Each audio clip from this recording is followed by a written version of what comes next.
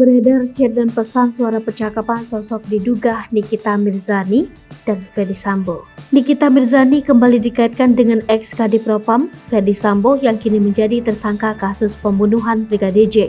Sebelumnya Nikita Mirzani juga dituding mendapat perlindungan dari Ferdy Sambo dalam semua kasus yang menjeratnya hingga dirinya sulit ditangkap oleh kepolisian. Namun, Nikita Mirzani jelas membantah hal tersebut dan menyebut dirinya sama sekali tak kenal dengan Ferdy Sambo. Namun baru-baru ini dugaan tersebut kembali mencuat. Pasalnya beredar percakapan chat WhatsApp yang diduga adalah Nikita dan Ferdy Sambo.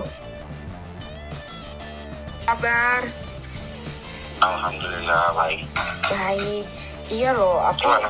Babynya gimana? baby ya alhamdulillah membaik sekarang, udah berat badannya udah naik.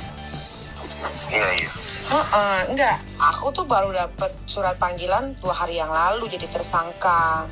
Nah, maksudnya ini kan ranahnya KDRT ya gitu. Kenapa jadi 351 Junto 355? Itu kan pasal ngeri-ngeri.